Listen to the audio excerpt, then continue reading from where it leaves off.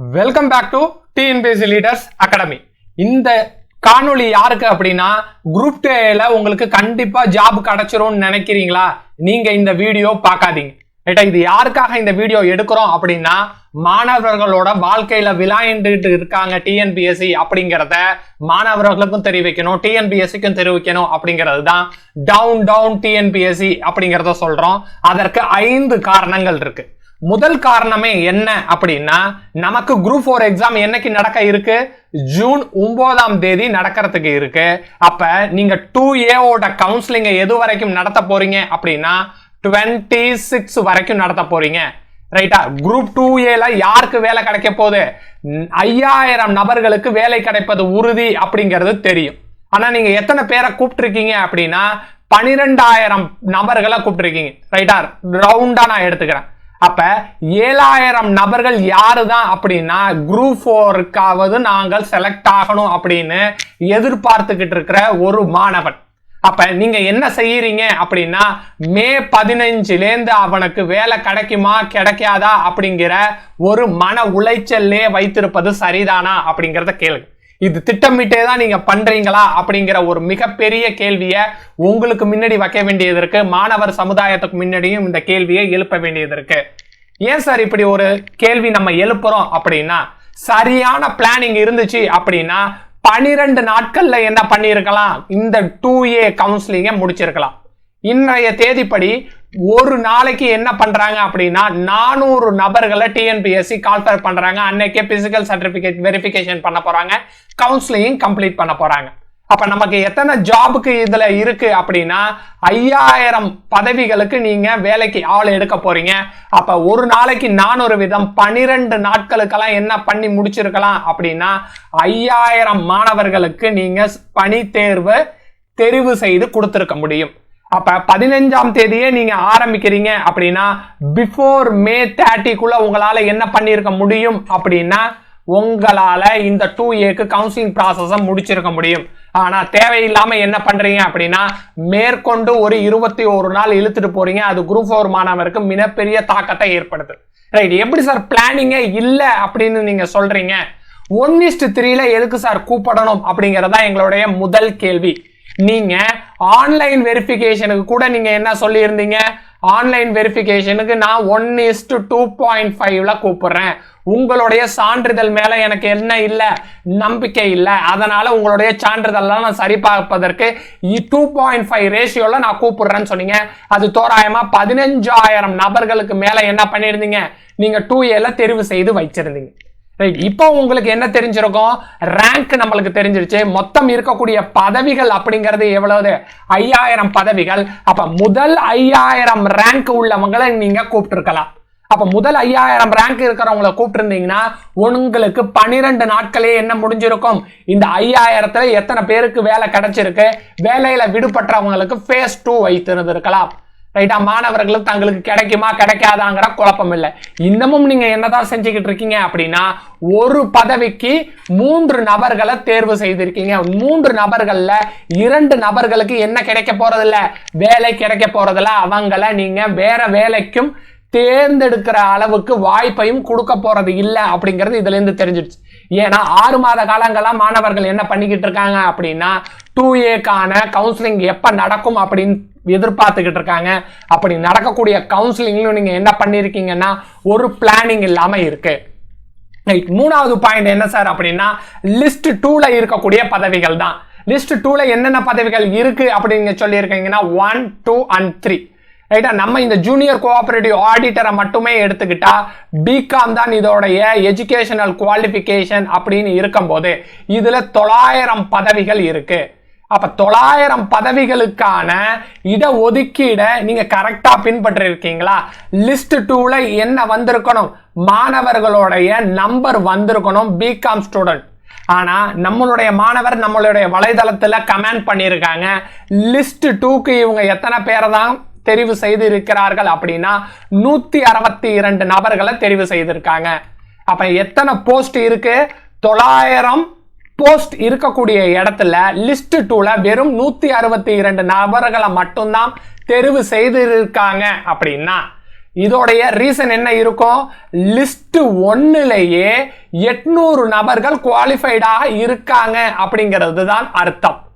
ரைட்டா? 800 நபர்கள் லிஸ்ட் 1லயே இருக்காங்க அப்படிங்கன்னா அவங்க பிகாம் எலிஜிபிளா? ரைட்டா? அடுத்த கேள்வி எங்களுக்கு என்ன எழும்புது அப்படின்னா, லிஸ்ட் 1ல இருக்கிற யாருமே அந்த பதவியை தெரிவு செய்யல. உதாரணத்திற்கு ஜூனியர் கோஆபரேட்டிவ் ஆடிட்டரை தெரிவு செய்யல அப்படின்னா லிஸ்ட் 2ல மேற்கொண்டு நீங்க phase 2 நடத்துவீங்களா? ரைட்? அப்படி இந்த கேள்விக்கும் நீங்க பதில் சொல்லியாக வேண்டியது இருக்கு. ரைட்? இதற்கு டிஎன்பிஎஸ்சில இருந்து பதில் என்ன வரும் அப்படின்னா, இதற்கு தான் நாங்க 3 நபர்களை குவாலிஃபைடு செஞ்சிருக்கோமே அப்படிங்கிறத சொன்னீங்கனாலும், அப்ப 2700 நபர்களை நீங்க லிஸ்ட் 1லயே எலிஜிபிளா நீங்க கன்சிடர் பண்றீங்களா அப்படிங்கறதா எங்களுக்கு தெரியல. ஏன்னா லிஸ்ட் 2ல எவ்வளவு மாணவர்கள் எழுதியிருக்காங்க தேர்வை மெயின்ஸ்ல அப்படின்னா இந்த எண்ணிக்கையை காட்டிலும் அதிக நபர்கள் எழுதியிருப்பதா தான் என்ன பண்றாங்க மாணவர்கள் கருத்து சொல்றாங்க. இந்த கமெண்ட் மூலியமா உங்கள்கிட்ட அதை தான் கொண்டு வர பாக்குறோம். ரைட் சார், லிஸ்ட் 2 கூட விட்டுருங்க. 4வதா என்ன சார் அப்படின்னா, மாணவர்களுக்கு இதுல மிகப்பெரிய குழப்பம் இருக்கு. ஸ்டூடெண்ட்ஸோட டவுட்டா இருக்கக்கூடிய ஒரு கேள்வியை இங்க சொல்றேன். நம்மளுடைய மாணவர்கள் நம்மளுடைய வலைத்தளத்துல நமக்கு சொன்னதுதான், 3887 ரேங்க் எடுத்த ஒரு மாணவர் என்னைக்கு இடம் பெறாருன்னா 27ஆம் தேதி இடம் பெறாரு. அப்ப நம்ம என்ன சொல்லியிருக்கோம்? 1 டேக்கு 400 நபர்கள் டிஎன்பிஎஸ்சி கால்ஃபயர் பண்றதா சொல்லியிருக்காங்க. அப்ப டிஎன்பிஎஸ்சி ஒரு நாளைக்கு 400 நபர்களை தேர்ந்தெடுக்கிறாங்க அப்படின்னா 4000 வரை என்ன பண்ணிருப்பாங்க இந்த நாட்கள்ல சேர்த்திருப்பாங்க. ரைட்டா? 10th டேல நமக்கு 4000 நபர்களா இருப்பாங்க. ரைட்? கீழேயே ஒரு மாணவருக்கு என்ன சொல்லியிருக்காரு அப்படின்னா, இவர் 4826 பிசில இருக்காரு. இவருக்கு என்ன கூப்பிட்டுருக்காங்க? 28 கூப்பிட்டுருக்காங்க. அப்ப 11வது நாள் எத்தனை நபர்களுக்கு கூப்பிடுறதுக்கான வாய்ப்பு இருக்கும்? 4400 நபர்களுக்கு தான் கூப்பிட வாய்ப்பு இருக்கும். அப்ப ஒரு நாளுக்கு முன்னாடியே இவரை கால்ஃபயர் பண்றாங்க அப்படின்னா அதற்கான டீடைல மாணவர்களுக்கு புரியுற மாதிரி என்ன பண்ணல டிஎன்பிஎஸ்சி தெரிவிக்கல. இந்த மாதிரி மாணவர்கள் மனக்குழப்பத்துல இருந்தாங்க அப்படின்னா நான் ஏன் ஒரு பதவிக்கு தேர்ந்தெடுக்க முடியல, என்னால ஏன் ஒரு பதவியை தேர்வு செய்து பாஸ் பண்ண முடியல அப்படிங்கிற மாணவர்களுடைய கேள்வி என்னவாதான் இருக்கும்? டிஎன்பிஎஸ்சியை நோக்கி எழுந்துகிட்டே இருக்கும் அப்படிங்கிறத சொல்லுங்க. இதற்கு காரணமாக நீங்க என்ன வேணாலும் சொல்லலாம். ஆனா ஒரு மாணவனுக்கு இந்த குழப்பங்கள் ஏற்படுது அப்படின்னா அதை தீர்ப்பதற்கான காரணம், தீர்ப்பதற்கான கடமை டிஎன்பிஎஸ்சிக்கு இருக்கு அப்படிங்கிறத தவிர்க்க முடியாதுங்கிற ஒரு பாயிண்ட இங்க தெரிவிச்சு கொள்றேன். 5வதா நம்ம என்ன செய்ய போறோம் அப்படின்னா, ஒரு திங்க் டேங்க டிஎன்பிஎஸ்சி அமைத்தே ஆகணும்.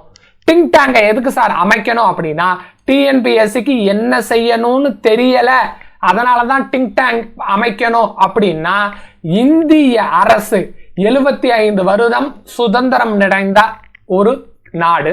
இந்த நாட்டுக்கு நிதி ஆயோக் அப்படிங்கிற ஒரு திங்க் டேங்க் இருக்கு. நீங்க என்ன செய்யணும் செய்யக்கூடாது அப்படிங்கிறத சென்ட்ரல் கவர்மெண்ட்டுக்கும் சொல்றாங்க, ஸ்டேட் கவர்மெண்ட்டுக்கும் சொல்றாங்க.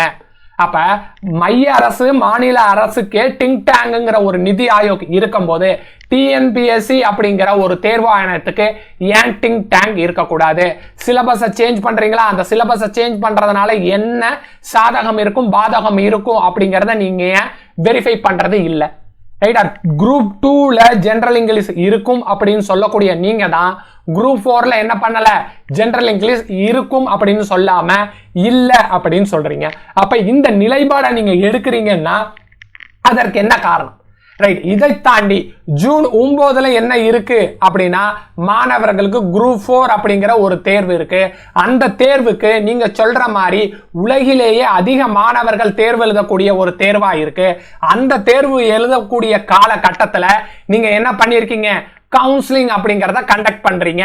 அப்ப கவுன்சிலிங்ல அட்டன் பண்ணக்கூடிய ஒரு மாணவன் எப்படி தேர்வை எழுதுவான், குரூப் 4ல எப்படி பாஸ் பண்ணுவாங்கிற ஒரு கேள்வியை நீங்க எழுப்பல. இல்ல அந்த கேள்வியை எழுப்பக்கூடிய திங்க் டேங்க் உங்களுடைய லிஸ்ட்ல இல்ல அப்படிங்கறது தான் நம்ம தெரிவிக்கிறோம். அப்ப நீங்க ஒரு திங்க் டேங்க் அமைச்சு அதற்கான விஷயத்தை நீங்க செய்யணும் அப்படிங்கிறதையும் உங்களுக்கு நாங்க தெரிவிச்சுக்கிறோம். எய்ம் ஹை அப்படிங்கிற மாணவர்கள்ட்ட சொல்லிக்கிட்டே தான் இருக்கணும். உன்னுடைய கனவு என்பது என்னவா இருக்கணும்? உயரிய அளவுல இருக்கணும் அப்படின்னு சொல்றோம். குரூப் 4க்கு இருக்கக்கூடிய மாணவன் கூட குரூப் 1 ஆகணும். குரூப் 4ல இருக்கக்கூடிய மாணவன் குரூப் 2க்கு வரணும். குரூப் 2ல இருக்கக்கூடிய மாணவர் குரூப் 1க்கு வரணும் அப்படிங்கிற உயர் சிந்தனையில தான் எல்லாருமே இருக்காங்க. ஆனா டிஎன்பிஎஸ்சி என்ன பண்றாங்க, மாணவர்களை பின் இழுக்கிறாங்க அப்படிங்கிறதையும் சொல்லிக்கிறோம். ஆனா மாணவர்கள் எக்காரணத்தை கொண்டும் என்ன பண்ணக்கூடாது, தங்களுடைய எய்மை குறைத்து கொள்ளக்கூடாது. உங்களுடைய எய்ம் எப்பொழுதும் உயர்ந்ததாகவே இருக்கட்டும். இப்ப டிஎன்பிஎஸ்சிக்கு முன்னாடி எதிர்த்து நமக்கு சொல்லியிருக்கக்கூடிய இந்த 5 காரணங்களையும் டிஎன்பிஎஸ்சி உள்வாங்கணும். மாணவர் சமுதாயமும் இதை தெரிஞ்சுக்கணும். Wish you all the best. Thank you to all.